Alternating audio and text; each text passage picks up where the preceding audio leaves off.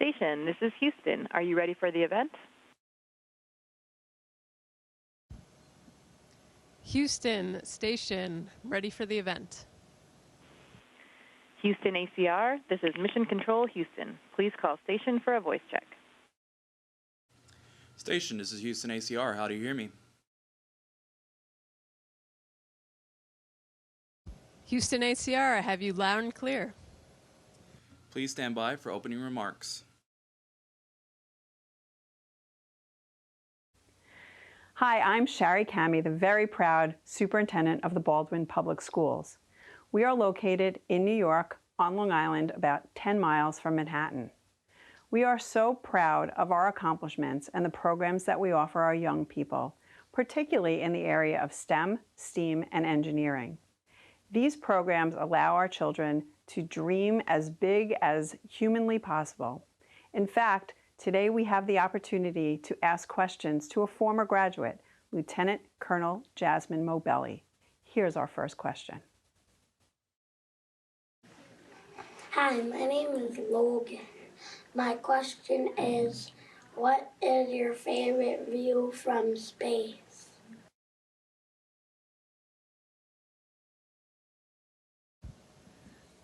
Hi, Logan. Hi, everyone in Baldwin. First off, I'm so excited to be talking to you all today. Logan, my favorite view from space is hands down the view back home to you all of our beautiful planet Earth. I can't tell you how pretty it is and how it stands out from everything else and the darkness of space.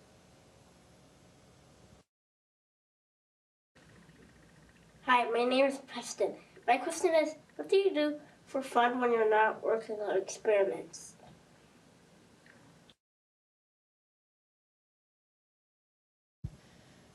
Preston, that's a great question because, as you know, we not only work on the International Space Station, but we also live here, and I'm up here for about 6 months. So for fun, actually, one of the things I love doing most is taking pictures of our home planet and looking out the windows. It's been really hard to capture how beautiful it is, but we have some pretty nice cameras we use up here to take photos and share them with you. And I can't quite capture it, but I do have this drawing from Mia back home in Lenox. Drew me a picture of the Earth before I got up here, so I think she captured it pretty well.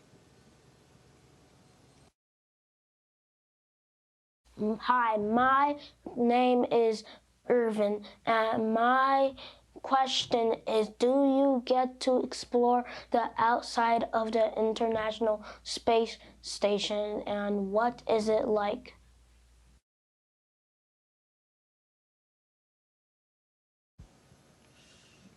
Irvin, actually, my first time going outside the International Space Station will be next week. My good friend and fellow crewmate Laurel O'Hara and I will be going outside the space station to do some repairs and to bring in a piece of equipment that we need to bring back and repair once it's on station.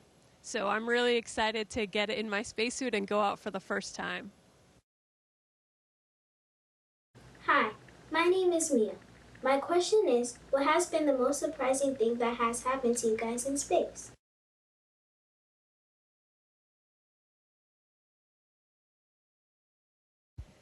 Mia, the probably most surprising thing that happened was when I first got here, after hundreds of hours of training in the mock-ups of the space station back at Johnson Space Center, I got out of my Dragon and came onto the International Space Station, and I didn't know where I was or which way to go. And the reason is, if you look at a module like this, it looks totally different. If you look at it sideways, it looks totally different. And I was used to training on Earth, where we always looked at it in this orientation. So it took me about a week to know which way I was going and which module I was in. Hi, my name is Johnny. My question is, how do you tell time in space?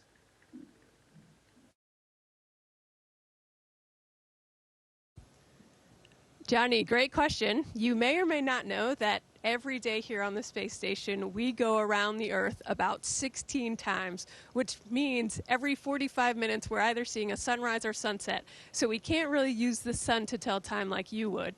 So we actually use watches, much like we often do back home, and we set them to Greenwich Mean Time. And when it's nighttime, we try to turn off the lights on the space station or make them dimmer to make us feel like it's dark out. And then when it's daytime, we turn all the lights up bright. Hi, my name is Lainey. My question is, describe your favorite food to eat in space.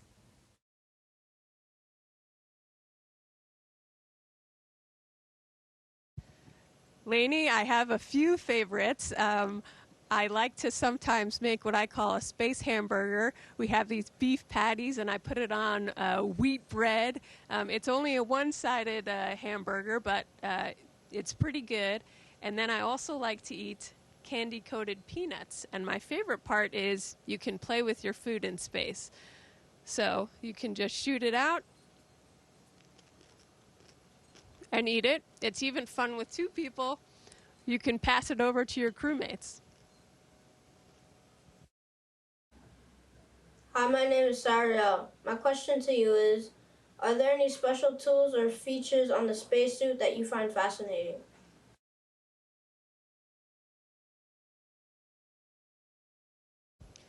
Yeah, so I would say probably one of the coolest tools, I think, on our spacesuit. And I wish I could show you, but unfortunately, it's already on my spacesuit ready for next week, so I can't take it off.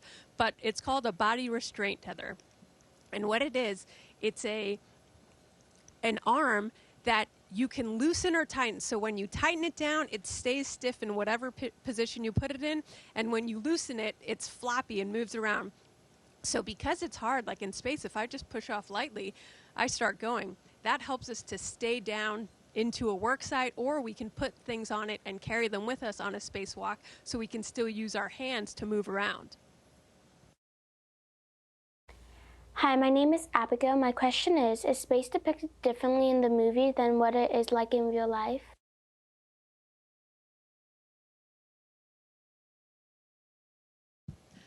Abigail, it probably depends which movie. So as a kid, one of my favorite movies was Apollo 13. And I would say that depicts reality pretty well, where you have a group of people working together to solve a problem and not accepting failure as an option. Some other space movies probably dramatize things a bit and can be a little unrealistic in some ways. So it really just depends on which movie. Hi, my name is Steven. My question is, what inspired you to become an astronaut, and how did you pursue this dream through your education and career?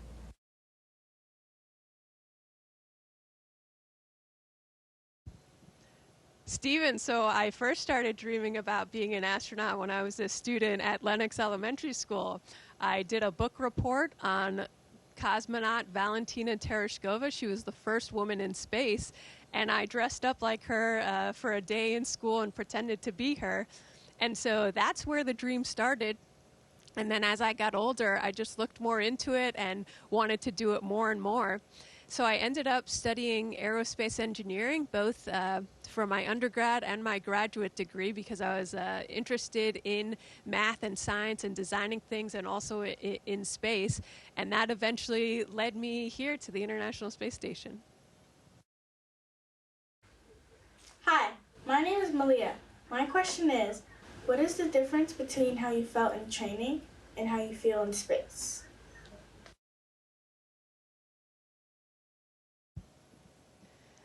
Malia, so the biggest difference is we can't really practice weightlessness back on Earth. We try, and we have a really big pool called the Neutral Buoyancy Lab that we try to make it as close as possible, but at the end of the day, there's still gravity back there. And so things float up here, and the hardest part is if you don't pay attention to something and you just leave it floating, for a second, and you turn away, it might be gone. And so it took a really long time to get used to not being able to just put things down and they stay there. You have to always, we use a lot of tape to keep things down, a lot of Velcro, and then just learning how to control your body in this environment. Hi, my name is Brianna. My question is, how do you sleep in the space station?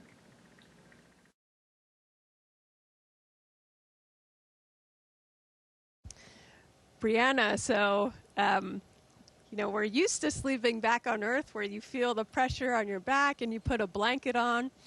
Some people still feel they need that here on the space station, and everyone's slightly different. But I actually just have it kind of like a sleeping bag that I just tacked up to the wall in my crew quarters, and I get in there and I zip up, and it actually has armholes so you can leave your arms hanging out and they'll just float there. But it does have straps on it for some people that feel they need that pressure on their body to fall asleep. Hi, my name is Isabella. My question is, what do you feel is the best advice you could give to someone who wants to be an astronaut?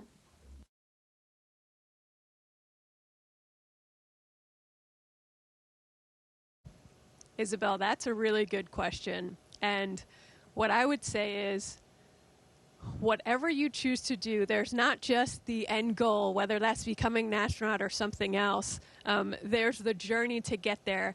And you should never do something just for that end goal. You should do things you're passionate about. And as you do those things, because you're passionate about them, you'll inevitably do well, and that will take you to the next step. And something else I'd like to say is, while you're doing those things, help bring others with you. If everyone's helping a hand to one another, that means we can all get further. Hi, my name is Celeste. My question is, what research projects are you currently working on the space station?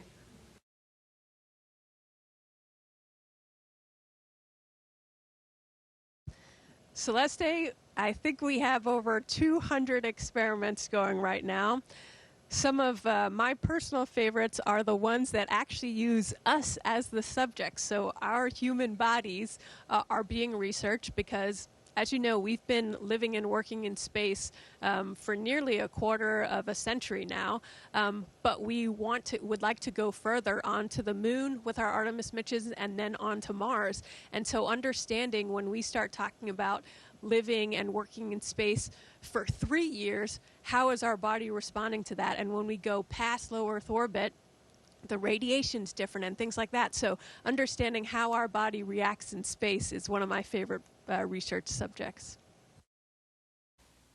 Hi, my name is Maya. My question is, if an astronaut is deployed in space for a long duration of time, what possible stresses could they face?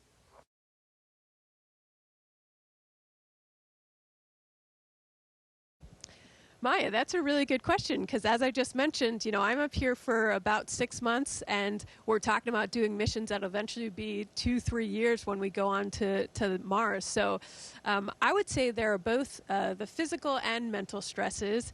In terms of physical stresses, especially up here where you're weightless, you're not using your muscles every day as you would on Earth. So we have to exercise for 2.5 hours every single day to make sure we keep our muscles strong, our bone density up. We've seen vision changes. And then you're away from most of the people you love, your friends, your family are back home. So making sure we find ways to connect to those we love back home is also really important. Hi, my name is Shamar. My question is, what are some challenges that you face while being on the International Space Station?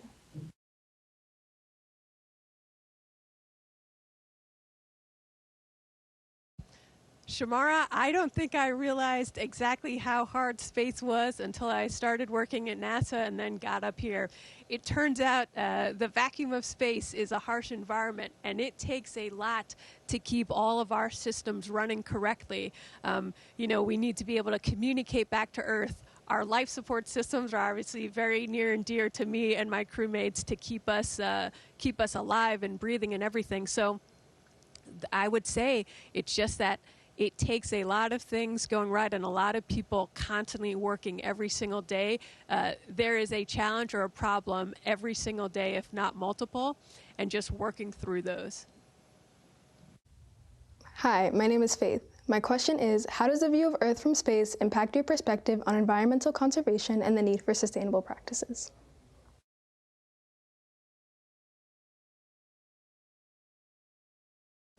Faith, I'd say I think I've always known that our home planet Earth is a very special place and that we need to protect it.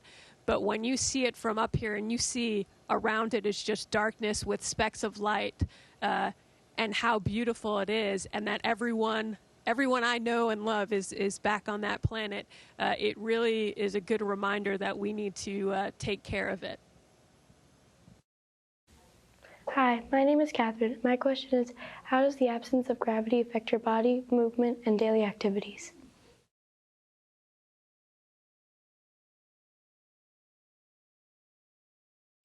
Catherine, you can see I'm kind of, bobbing around here, and normally back on Earth, we're used to pressure on the bottom of our feet all the time.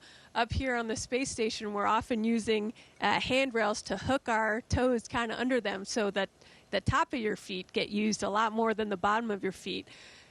You can just float around, which I will say is even better than I could have ever dreamed. But it is also a challenging environment sometimes because, as I mentioned earlier, if you're trying to open a bag that's full of things, on Earth you could just unzip it and you could take stuff out and lay them on a table or on the ground.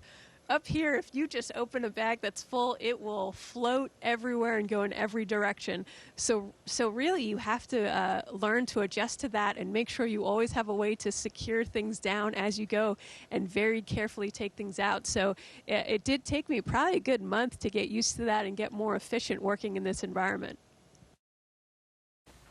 Hi, my name is Chris. My question is, how did the intense acceleration and transition to microgravity feel?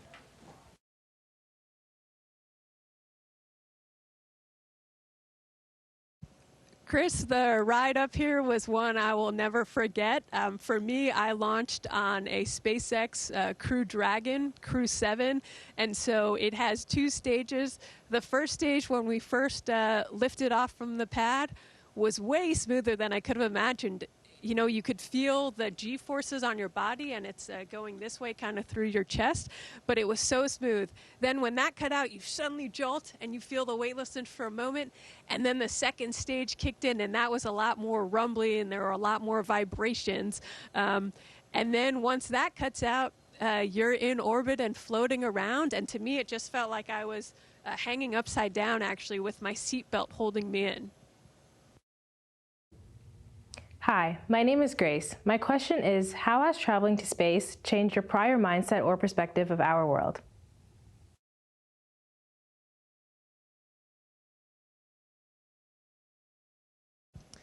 Grace, I would say, as I kind of mentioned earlier, when you see the Earth in the way that we see it up here,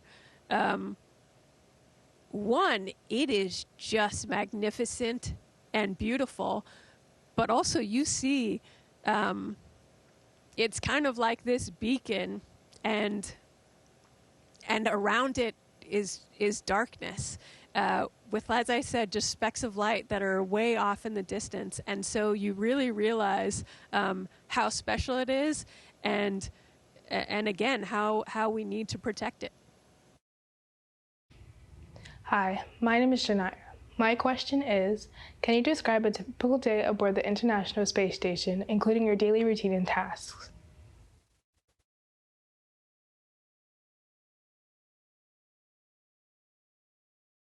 Janaya, so we work generally from around 7 to 7:30 in the morning. We have a morning meeting, and then we're working all the way till about 7 or 7:30 p.m. So just like back home, I wake up, brush my teeth, get my face cleaned up, maybe eat some breakfast, and then we're off working. And it's a combination of, the main mission up here is doing science experiments, but just as a function of living and working up here, we have to also maintain the space station and take care of our bodies. So as I said, we work out 2.5 hours every single day, and anytime something breaks, we have to be the ones fixing it. And sometimes we do things in advance to prevent things from breaking.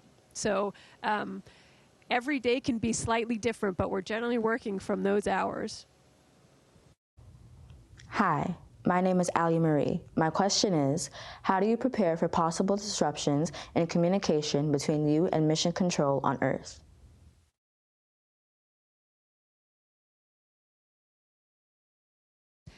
Allie Marie, that's actually a very fitting question because a few months before I launched, actually, there was a storm that impacted one of our ground sites, and that ended up significantly impacting our communication coverage up here. So the entire time I've been up here, we've had a little less coverage than we're normally used to. And so throughout the span of the day, comms are cutting in and out regularly. And really, we just train for it. We train to be able to handle any situation we need to with that's urgent without help from ground. It's always nice to have the ground there and helping feed information to us because they have all specialists in different fields. But when it comes down to the things that need to be taken and are time critical, we're trained to handle them. Hi, my name is Josiah. My question is, what technology or tools do you find most crucial for your work and daily life on the space station?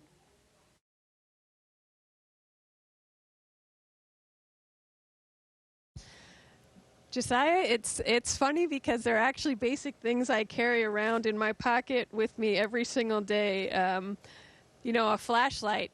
Here on the space station, there are things stowed all over the place, and sometimes you have to dig pretty deep into a crevice to find something. So I always have a flashlight, and it's tethered to me. Scissors. Anytime we're cutting something open, which is all of our food, so important to me, I carry scissors all the time. And then I've got a series of markers. Actually, basic things like Velcro and tape become really important when you don't have gravity to pull things down.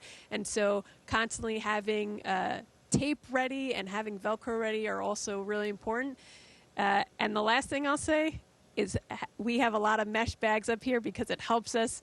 If you're trying to unpack a bag, you can move things slowly into a mesh bag to help. Hi, my name is Chloe. My question is, as a member of NASA Crew 7, how do you navigate and maintain motivation when faced with challenges or delays in obtaining the necessary information for your mission?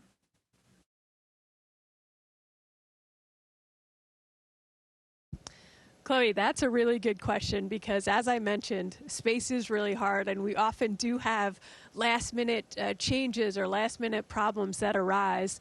And I would say one of the biggest things that's helped me is my crewmates. We all have a really positive attitude, and there might be a day where I start to get down about something, and my crewmate will help me out with a task. Or let's say I get behind on something. My good friend Laurel the other day just jumped in and said, "You look like you could use a hand." And she didn't even ask, she just started helping.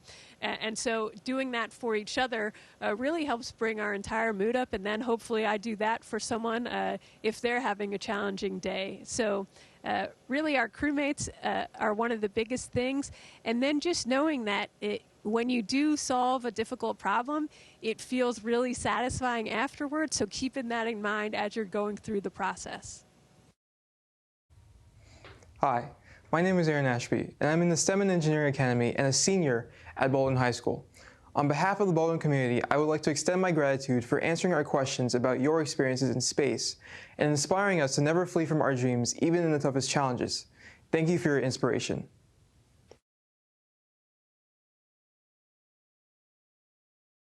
Thank you, Aaron, and thank you to everyone back home at Baldwin. I miss you all. I can't wait to come back and visit when I'm back home on Earth. Thank you for all the things you gave me to bring up to space with me, and I hope to see you all soon. Station, this is Houston ACR. That concludes our event.